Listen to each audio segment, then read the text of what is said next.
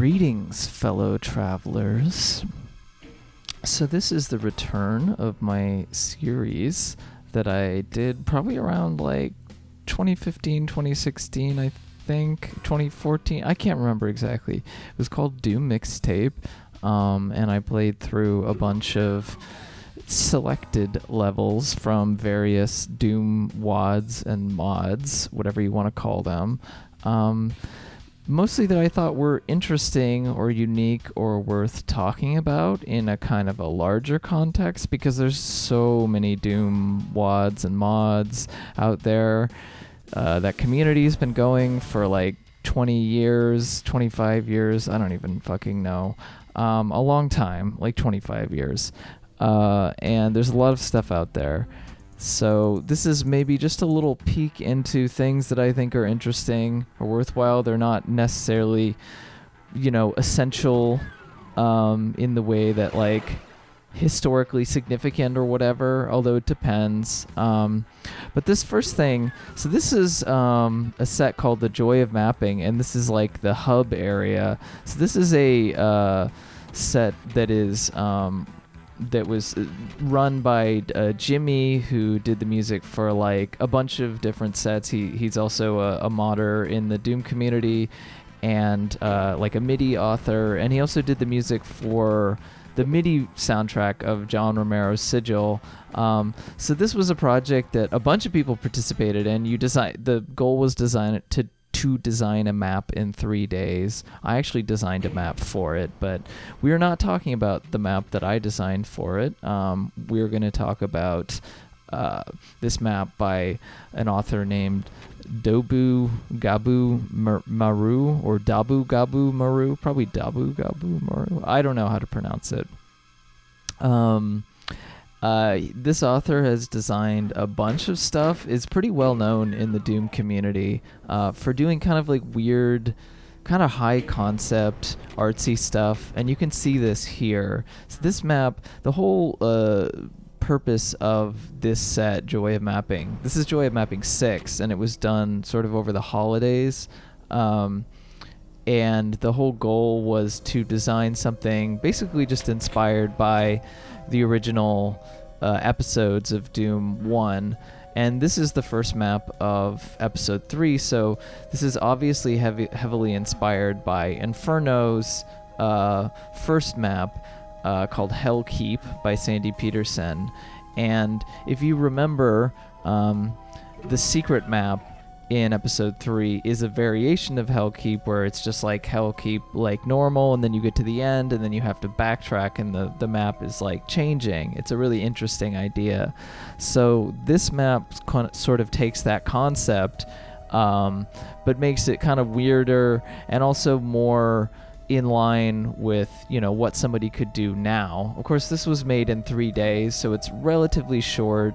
There's also like an ending section that I'm not like particularly a fan of, but there's a lot of cool stuff in this map. And because it just came out like over the last probably about 6 months ago, and it's something that I participated in, so I played through most of the maps of this set, just in the over the course of giving everyone feedback, because everyone was giving everyone else feedback.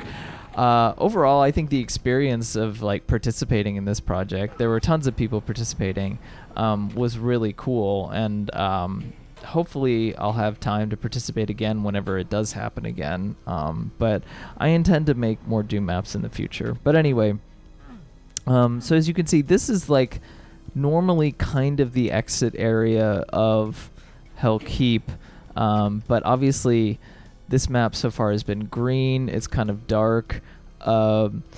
So it's like familiar territory, but it's completely defamiliarized. And you don't really know what to expect coming into this. Like, obviously it resembles the original map enough to where it's familiar, but things become sort of more corrupted and distorted and strange. Like here, a pit has just opened up in the middle of the floor. So, I dive in. And then you just have to wait here for like a wall to lower down Yeah, I think this map overall is an interesting sort of like one of the things that I focused on a lot in these Doom Mixtape maps is stuff that it tends to be like a little bit high concept. Some might call it a gimmick map. Here, the monsters teleporting behind you. There's just like a lot of little things done to unsettle you, and at this point, you don't have, you're always start the first map of any episode out without like supplies. Of course, there was like also there's also a mode where you can switch to where you can pistol start every map, but this map is the first map of the episode, so it was obviously designed for you to start with very little ammunition, which comes into play in this room. So this is like, I really like the flashing like nukage wall. It's like moving diagonally, and it's also like pulsing. It looks very strange. It kind of has this very like unsettling feeling to it. I don't need to like describe it. This room, like the copy paste is strong in this room, but it really does. It feels appropriate. Like because this whole map, the whole vibe is kind of like a copy paste vibe. Like it's, because it's inspired by a map, so it obviously feels like it's copying something, but it uses that in a way to kind of like get at what it's trying to do, which is this more kind of creepy defamiliarized thing. And here it's obviously like this massive slaughter, and this room feels very important because it's so big and it's relatively detailed, and there's 5 cyber demons. Of course, you're not meant to fight the cyber demons. All you have to do is run past them. But it's not something that you would expect, like, right away in episode, in map 1 of episode 3. Obviously, like, I don't know, with the tendency towards slaughter maps in the Doom community, there are some pretty crazy things that people expect you to do, but thankfully that's not, in any way required of you here. So yeah, you jump down in the pit, and that's one of like many points of no return in this map. A lot of people frown upon that, but this is sort of the whole point of this map is to kind of throw you into the darkness without you really knowing what's about to happen. So it works really well here. I think points of no return and maps can actually be really cool. And there's another thing that is sort of defamiliarizing you here is I'm going down this hallway, and you can see outside the sky is blue right now, and then I come into this room with this upside down marble face, and you can't activate the face, like, or perhaps you can, but nothing happens when you do, seemingly. You can shoot it. So it seems like you come into this room and it's just a complete dead end. So you're like, okay, I'm going to go back. And then you realize, like, the ceiling is red and the sky outside is red, and you're also going down the stairs instead of up the stairs, and you can't hear the cyber demons anymore. And you can look on the map and you see, like, oh, you're actually in a copy of this area. So that's an example of, like, this copy paste kind of aesthetic being used really well, because it's kind of, it's there to disturb you or unsettle you. And so you have another point of no return. And this is like the room in the previous area. You can see, except the floor is now the sky. So you have the sky floor, as they call it. And once you dive down in there, by the way, I just want to comment on, it is very impressive. This map was made, I think, in a matter of like a day. In terms of, the build time was 16 hours apparently, and that's not too uncommon for a lot of the Doom community. People have gotten really good at doing stuff fast, but it's pretty impressive to me. Again, I think the copy paste and stuff is part of it, but this map really works with that sort of setup, so it makes complete sense to me. So this is upside down. This is like Inferno map 1 with the proper textures being used, but it's completely upside down. So, you have the sky floor and everything. And, a pretty obvious metaphor where, you know, the world is being turned upside down. I like the way that it looks, by the way. If you look into there, you can see sort of part of the wall disappear. I don't know, I like that effect. So yes, you can activate that switch up there, but once you go in here, you see that things are off. All these like lion switches look really weird. Pretty much every door that you open, or most doors that you're going to open, have cyber demons in them, but you'll see that in a second. Here you finally pick up the super shotgun, and this is like the first real like actual serious encounter in the map, and already I'm at 1% health, which I do manage to survive, but I'm gonna have a lot of health problems in this map. I mean, I'm not good at a lot of contemporary Doom maps because there's just so much of an emphasis on like combat and like just this like this hyper like difficult combat that, you know, you're supposed to get good at, you're supposed to be good enough at, but it just like, even people who are good at this stuff when they play it the first time end up having to like restart the map a billion times. And this map mostly avoids that, except for the end section, which is like I have a few problems with, but you know, the rest of the map is cool enough to where it doesn't really matter. But I think the tendency towards using high level monsters all the time kind of cheapens them when they do get used, and a lot of Doom maps have sort of had to start resorting to different things to like excite people. But I don't know, there's an element of the community that people, you know, just think throwing a lot of difficult monsters in is going to make a experience more compelling. And of course, you know, as anyone who's played, you know, fan mods, or, you know, like Mario Maker levels or anything like that, just making stuff hyper difficult doesn't like make it more interesting. And I'm not like, I mean, you're not supposed to fight any of these cyber demons, but I do think like the use of them so many times can kind of cheapen them, especially if you are ever in a position where you need to fight them. Here you don't need to fight any of these guys, so it makes it's better. But yeah, you can see that the hallways are sort of endlessly repeating. These switches look different every time. I don't know, I feel like I'm just kind of cheapening the experience by talking about it. But yeah, that arch file was being teleported everywhere, so it just got teleported behind me. I love this like fat switch. It's my favorite one of the switches. You can do that effect pretty easily if you like divide up the texture into like little sections, and then just like you can make that stretched effect relatively easily. You just have to do like, you know, fine control over it. It's not actually that hard to do that. It just takes some time, but it's not an effect that people use very often, so it's cool to see. Of course, they probably could have changed the textures too to make them look like that, but I don't think that he did. I think this is all vanilla textures, so you can just do it in the map without having to like, you know, Photoshop the texture or whatever. So here we're in this endless hallway. It seems like this is a little puzzle here. It seems like we're at a dead end. But all you need to do is activate that switch, and it'll open up the other switch that looks normal. So that's how you can tell, is the two switches that look normal will open up. This is probably my favorite part of this map.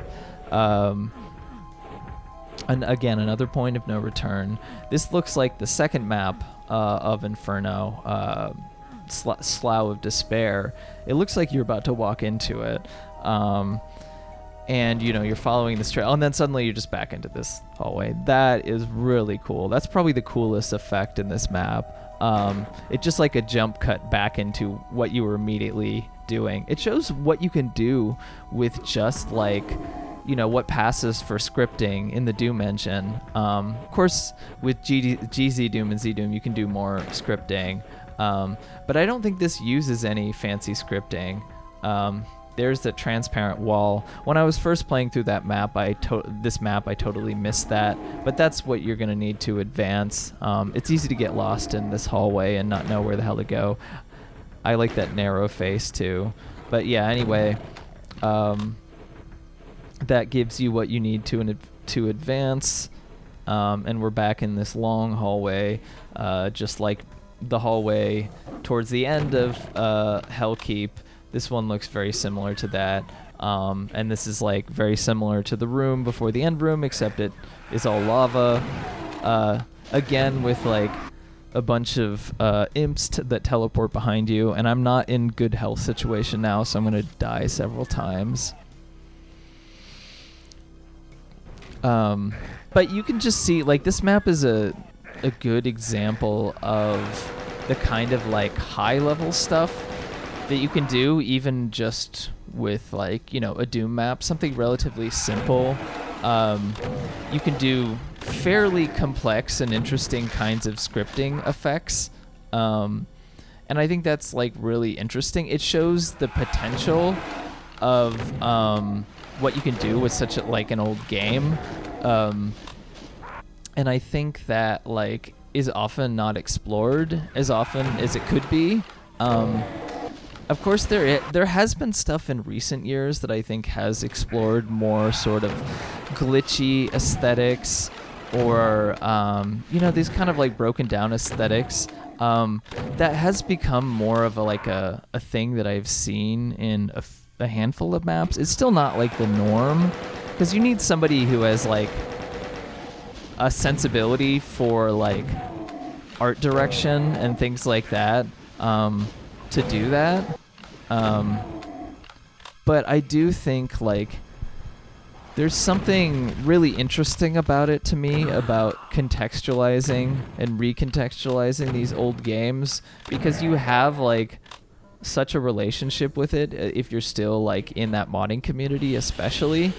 But it has gone through your brain so much, like the, you know, like what the game is, like all the areas of the game, it's so like rubbed into your memory, that it's just like kind of hard to get a context on the original thing. And it's been so changed by all the different sort of fan mods that you've played that have been hyper difficult or have taken you to much more detailed and sort of comprehensive settings. So coming back to the original maps, it's sort of like a weird, it's almost like eerie, because your sense of what something is obviously going to be much different from what it is if you actually go back to it. And if you go back to it like in my other videos where I talk about all those levels, you have to sort of have a historical context, and you have to look at it, you know, within the context of the time, like what was this doing? But there's only so much that you can ever get from something that's like static, you know, that the work never changes over 20 years. And maybe like it's been demystified in some ways too, I think, especially by someone like John Romero making his own maps and stuff. Like the feeling of mystery is still there, but that feeling that, you know, someone from like id Software could come in and make something, and, you know, that like this community exists far outside that, that sort of has broken down. So what you're left with is kind of your own contextualization of it that has much more to do with actually like what has come after, you know, the sorts of games and experiences that have come after, like also, you know, what is the norm in the Doom community. I apologize for the quality of the video like drastically going down here. As many of you I'm sure know, when you go past the fire blue texture in OBS especially, I think whatever the plugin that it uses just freaks out. The compression freaks out whenever you like encounter the fire blue texture, and it just becomes like this like mess. So you're gonna see a lot of that in the next like 8 minutes or so. So this is the area I don't really like. I'm gonna turn down the volume here because it's like right in my ear. So you're not expected to fight all these archviles on the side. Obviously, you can't do that. But I'm not sure if you're expected to fight to kill the ones that you encounter. Like at the end of these hallways. Basically, all you have to do is activate those switches, and then you'll activate an exit. And of course, I like screw this up because I didn't realize that you can just go to the exit after a certain point. But when I first played through this, I didn't kill any of these guys, and you can do that, but I just had to like save and load so many times. I understand that like an expert in this game is going to be better at maneuvering and just killing these guys, although it's really easy. Like, even if these guys can't hurt you, they can't hurt you. Even if you like, alert them, they can't hurt you because they're too they can't, they're too trapped in their animation that they can't, like, they're too, they're they're right up against each other, and so because of that they can't like get into their full animation, so they can't attack you. Oftentimes that's the case if you see like an enemy like on a pillar or something that can't move around, they just won't fire at you, or it'll be really rare if they fire at you. So that's why they're not hurting you. It's not anything special, it's just that they're like so packed up against each other. But these archviles, like, you do either have to sort of run around them or fight them, and it's like, I don't know, I found myself saving and loading a lot even when I was playing through it, and I just don't think the difficulty spike is really appropriate. And I think like seeing a bajillion archviles like this can kind of cheapen it, because the effect is like, I feel like you've kind of already gotten the point when you've seen like a billion cyber demons and stuff like that. And I don't know, I just feel like there's an overuse of these monsters to make you feel sort of threatened or whatever. It does feel like a sort of diminishing returns of like, the more and more that you kind of try and make something difficult, the more and more it's just going to feel like a parody of itself.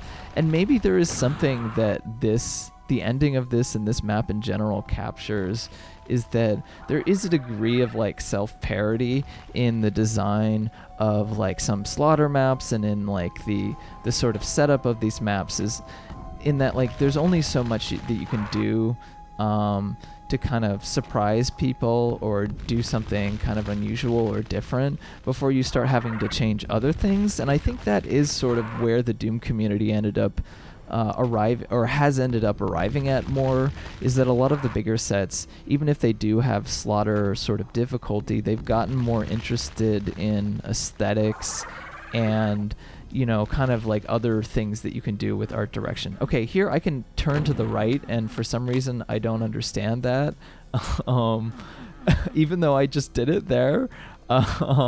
So I could just keep going here, but instead I don't, so I end up fighting these guys for some reason. I don't know, I keep thinking that I have to kill them for some reason. So that was my bad, but anyway. Like, this interest in more in aesthetics and like kind of what you can do thematically, narratively in the maps has become more of a thing, and I think that's something that I'm more interested in. And while I think, like, I don't know, it's after so many years of Doom mods, things have kind of broken apart into different genres, I guess you can call them. And so, like, if you want a map that's inspired by the original original maps, or is as difficult as a Megawad made in like the 90s is going to be, then you play a certain type of map. If you want a slaughter map that's like, or something that's much more sort of oriented towards these giant maps with very difficult combat, then you play that type of thing. If you want something, like, so things become a little bit separated into niches or whatever, and oftentimes that sort of, there's nothing that kind of mixes them together or kind of challenges that perception. And I think that, like, I don't know, I like stuff that is just gonna be interesting and do the thing that it needs to do to the extent that it needs to do it, and then like gets out, so I don't have to spend like 8 years trying to you know, sort of like shovel my way through the combat in the map. And like I said, here I don't need to fight these guys. I don't know why I think that I do, but there are a lot of maps where you do have to do this sort of combat, and it just sucks. Like, you can tell that in some of the other maps of Joy of Mapping. There are at least a few other maps that are more like this, and there are some that are better designed. Like, there are definitely some like mini slaughter maps that I was quite surprised by in terms of I actually found them quite fun, the moment that I sort of had patience for them. And there is a puzzle element, so I don't want to be like fully dismissive of it. But I think oftentimes people are really, really hard on maps that are confusing to navigate but don't necessarily have difficult combat, but they're nicer towards maps with like difficult combat that are easier to navigate. And I think they're both like can be frustrating, but I like sort of wandering around a space more undisturbed and trying to like think about stuff. And you know, people will say, well, Doom is, you know, about the combat, but Doom isn't really about one thing in particular at this point in time. Especially like with modding, you can do whatever the hell you want to do, and like Doom modding is very popular, so there's like an audience for that community that's much greater than, you know, another game that is, you know, comparatively as simple to make stuff for. So I think like, and I think maybe some people are coming around to that, but I just don't like the sort of hardcore gamer idea that people have. I think this is when I realized that I could have just gone down to that hallway to begin with. And this is just the end of the map. So you're exiting in basically another like basic just clone of the first room of Inferno. So yeah, overall a really interesting map, nice concept. You don't have to hit that switch. The switch does nothing. Unless there's a secret there. I missed the secrets in this map, but there might not be any secrets in this. I wouldn't be surprised if there were no secrets. But anyway, a really interesting map. The next one I'm going to do, I think I'm going to go back to the set called Eternal Doom that's infamous for being confusing. We'll talk about it when I get there, but I hope you enjoyed this video, and stay tuned for more videos from this Doom Mixtape series in the future. See ya.